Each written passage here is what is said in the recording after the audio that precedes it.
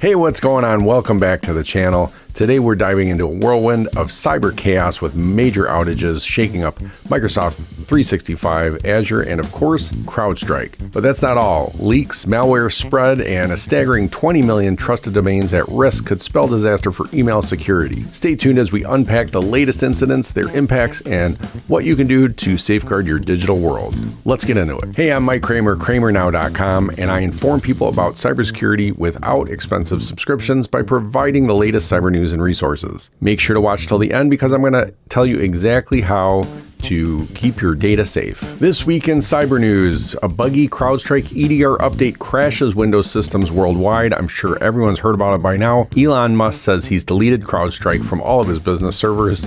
Usually updates are rolled out in smaller groups after testing, so this update was an epic failure for a few reasons. For one, it must not have been tested at all because it seems like every single system was impacted. Most would infer from that it was not tested whatsoever. It was not rolled out in stages. Even social media does that for something to go viral. If you put out a reel on Instagram, for example, it'll test it to like 100 users, then 1,000, then 10,000. And if you don't get enough traction, it'll stop showing it. So this, inversely, this should have been done at the very least for these critical updates for malware software that everyone uses all over the place. You roll it out to a small group internally, test that first, make sure it works, then roll it out publicly to a small group and roll that out eventually to make sure it wasn't causing any outages. This disaster highlights several issues of what should be obvious to IT management worldwide. Never put all of your eggs in one basket. Your entire business should never be completely down just because you relied entirely on one software or platform. That would have prevented the major car dealership outage we saw a few weeks ago. It would have prevented this massive global CrowdStrike outage, and your core business should not rely entirely on the internet unless the internet really is your core business. Now for CrowdStrike, I understand it's distributed globally through the internet, these updates. A lot of people have asked me why enable these automatic updates? Why not just switch to manual? Well, this was more of a content update. It wasn't just a version update. This was when you have endpoint protection. So if you're not aware, CrowdStrike's endpoint protection used to be called kind of antivirus back in the day, but now it does so much more. They call it endpoint protection, EDR solutions, stuff like that. And CrowdStrike really is the leading preferred technology out there. I think with the most market share as well. If not, they will soon, even despite this massive outage. So they do a great job protecting endpoints, but not so much with these content rollouts. So when you have something protecting your endpoints, there's a lot of virus and malware definitions that it has to be aware of, and they are constantly updating, as you can just tell from my news program, how rapidly the cyber world is changing and how many new attacks come out really every minute. So they have to send out these content updates, and you really need them to be automatic or come in as soon as possible so that you're fully protected. And that's why everyone wants these updates right away. CrowdStrike wants to push them right away.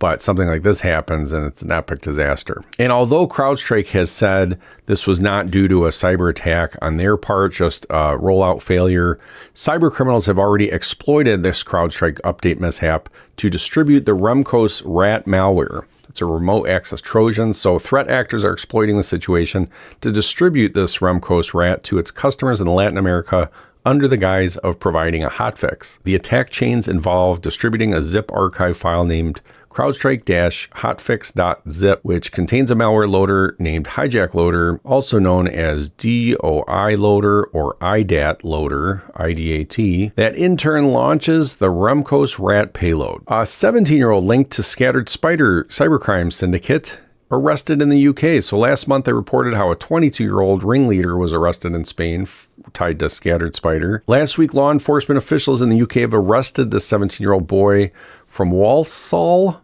who is suspected to be a member of the notorious Scattered Spider cybercrime syndicate. The arrest was made in connection with a global cyber online crime group which has been targeting large organizations with ransomware and gaining access to computer networks. West Midlands Police said the arrest is part of a global investigation into a large-scale cyber hacking community which has targeted a number of major companies, which includes MGM Resorts in America. 20 million trusted domains vulnerable to email hosting exploits. So 3 newly discovered SMTP smuggling attack techniques can exploit misconfigurations and design decisions made by at least 50 email hosting providers. The flaws discovered by several security researchers at PayPal allow attackers to use simple mail transfer protocol, that's SMTP, and it uses SMTP smuggling to bypass SPF, which is Sender Policy Framework, as well as the other two methods to authenticate a domain via using email, which is DKIM, stands for Domain Keys Identified Mail, and DMARC, the domain-based message authentication reporting and conformance. These three security protocols were subverted to deliver malicious emails from domains owned by reputable Fortune 500 companies and government agencies. So very scary stuff. We're going to talk more about that in our deep dive later today. So China's APT41 targets global logistics and utilities companies. So what is an APT? We'll talk about that later in our Explain This section. It's an advanced persistent threat. So more about that later. But according to Mandiant, among the many cyber espionage tools, the threat actor is using a sophisticated new dropper called Dust Trap. One of China's more prolific threat groups, APT41, is carrying out a sustained cyber espionage campaign targeting organizations in multiple sectors, including global shipping and logistics, media and entertainment, technology, and the automotive industry. Stay tuned later in this video. I'll explain what those APTs are and what they mean for cybersecurity. Two Russian nationals plead guilty in Lockbit ransomware attacks. So earlier this month, I reported on BrainCipher using Lockbit Builder. Two Russian nationals have pleaded guilty in a U.S. court for their participation as affiliates in the Lockbit ransomware scheme and helping facilitate ransomware attacks across the world. The defendants include Ruslan Magomedovich Astamirov, 21, of the Chechen Republic, and Mikhail Vasiliev, 34 years old, a dual Canadian and Russian national of Bradford, Ontario. Astamirov was arrested in Arizona by U.S. law enforcement agencies in May of 2023. Vasiliev, who is already wanted for similar charges in Canada, was sentenced to nearly 4 years in jail.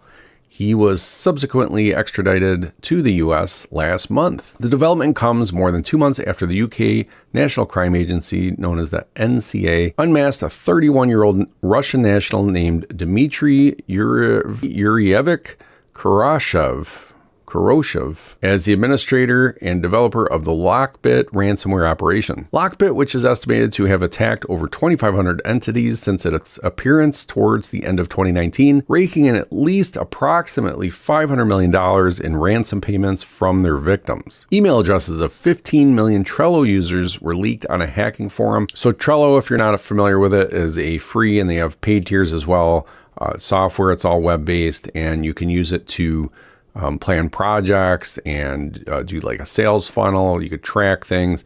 I like to have cards in there. I see people use it as like a Kanban board, things like that.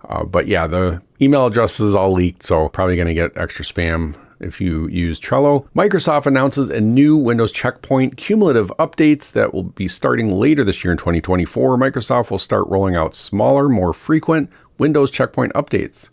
So instead of their once a month patch Tuesday, the second Tuesday of the month, they're going to be releasing them a lot more often. And in this day and age, it's probably necessary just because of all the security related updates that they also roll out, some of which break their own security features. So in June, Windows Server updates break Microsoft 365 Defender features. So that's their endpoint and cloud protection software is called Defender.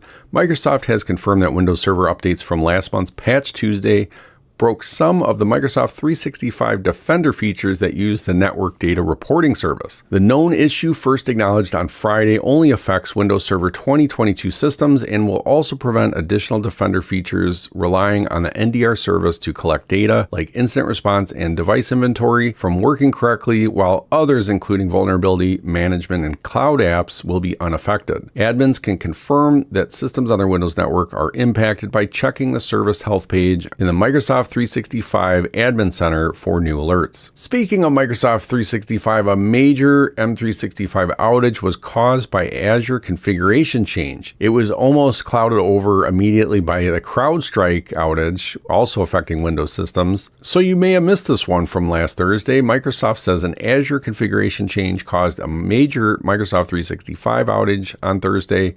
affecting customers across the central U.S. region. This massive outage started around 6 p.m. Eastern and prevented users from accessing various Microsoft 365 apps and services. The list of services impacted by the outage included Microsoft Defender, Intune, Teams, Power BI, Fabric, OneNote, OneDrive for Business, SharePoint Online, Windows 365, Viva Engage, Microsoft Purview, and the Microsoft 365 Admin Center. And Purview affects a lot of the compliance, has automated compliance rules and data loss protection and stuff like that. So that could be scary stuff. I didn't hear more about the impact on that quite yet. And now on to this week's security tip. So this week's tip is on data protection. So last week we covered account access protection. Know the difference between synchronizing and replicating data versus backing up your data. So there are benefits to both and the reason why you need both. Whether you're a business or just protecting your own personal data, many of us use cloud drives to store our data, and they can be configured to sync to a local folder on our computer so we can use them offline.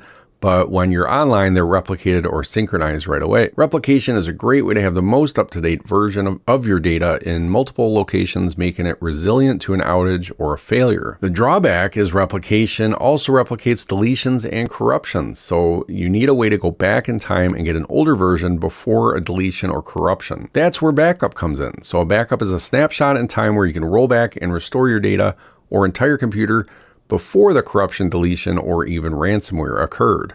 The drawback is it may not have the latest version. So a lot of times you think, oh, just restore from backup, get past this ransomware attack, whatever. Well, for one, if it's latent in your systems or another system, that's bad. And also if you go back far enough, you've now lost all the transactional data. But that's just another reason I feel that you should have that transactional message queuing part of your software that you rely on so much, especially if it's critical, on another system, not integrated in the same system. That way your transactions is separate and replayable, and it's separate from your data and your systems that you're restoring from backup. Now, there are also hybrid systems such as file versioning, which you can enable in Windows and other operating systems where it will store previous versions of a file, but they're really just frequent snapshots or backups, so they may not have the most up-to-date version still. One more point I'd like to make about data protection is that your data is of no use if it's not accessible. So one thing we've learned from public cloud outages and the CrowdStrike debacle is it's a good idea to save copies of critical data in multiple places so you can still access it. Now, despite the issues with public cloud, I still think it's a good idea to keep copies of your files in the cloud. You can encrypt the data to protect it, but it has a better chance of resiliency that your one single hard drive in your computer at home or even some business servers don't have that. On to this week's digital deep dive. So what we're talking about this week is the 20 million trusted domains vulnerable to email hosting exploits. Though the CrowdStrike was probably hands down the biggest thing in the news, it was not a cyber attack.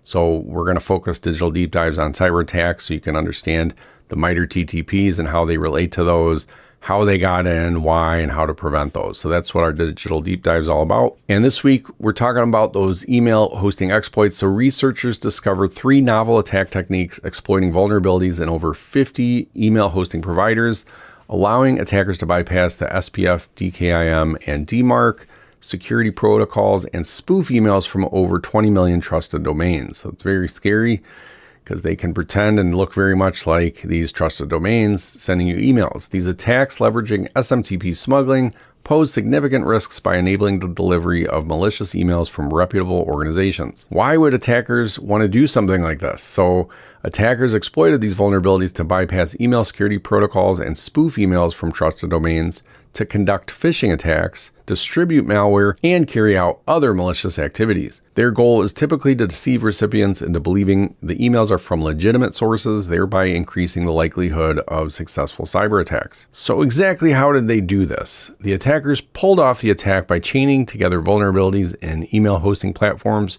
to perform SMTP smuggling. They exploited misconfigurations and design flaws in email verification processes, such as overly permissive SPF records, improper domain verification for DKIM, and violations of RFC standards. This allowed them to send emails with valid SPF and DKIM records, bypassing DMARC checks and making the spoofed emails appear legitimate. Some MITRE TTP techniques that they used include T1071.003, that's application layer protocol, mail protocols. So the use of SMTP smuggling to communicate with the email servers and deliver malicious emails.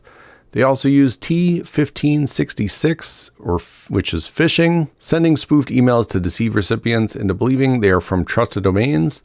They use T1553.002, that's subvert trust controls, code signing, so exploiting DKIM and SPF misconfigurations to make emails appear to be from legitimate sources. They also use T1078, the good old valid accounts. So utilizing valid email accounts or domains to bypass security controls. And they use T1588.006, that's obtain capabilities vulnerabilities. So exploiting known vulnerabilities in email hosting platforms. To mitigate or prevent SMTP smuggling and email spoofing attacks, organizations should take the following measures. Strictly enforce SPF, DKIM, and DMARC. Ensure proper configuration and enforcement of these protocols to authenticate emails and detect unauthorized sources. Number 2, you can regularly audit and update email security configurations. Periodically review and update email server configurations to comply with the latest security standards and best practices, especially ensuring that SPF records are not overly permissive. Number 3 is implement email filtering solutions. So use advanced email filtering that leverage heuristic and content-based analysis to detect and block suspicious emails. Number 4 would be enable spoofing detection features. Configure email gateways to reject spoofed emails and enable features to detect anomalies in email headers, such as differences in message ID identifiers. Number 5 would be to enforce RFC standards. So ensure that email service providers adhere to RFC standards for authentication and authorization, reducing the risk of misconfigurations. Number 6 would be conduct security awareness training. That's always a good thing. Educate employees about phishing and email spoofing risks to help them identify and report suspicious emails. Number 7 would be to deploy multi-layer security.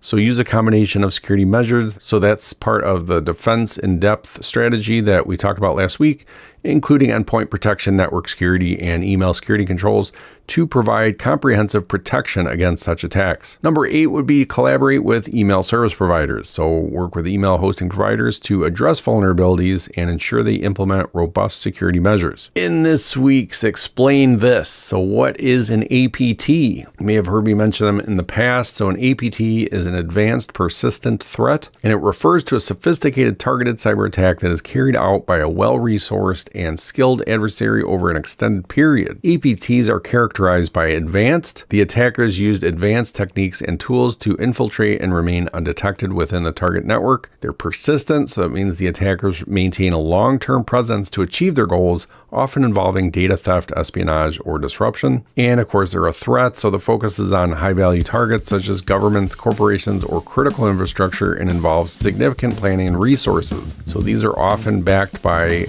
malicious nation states, and they're numbered to avoid mislabeling, to group and aid with research, for tracking and sharing info amongst cybersecurity groups and researchers. So some examples of APTs are APT-28, also known as Fancy Bear, so alleged to be a Russian cyber espionage group known for targeting political organizations.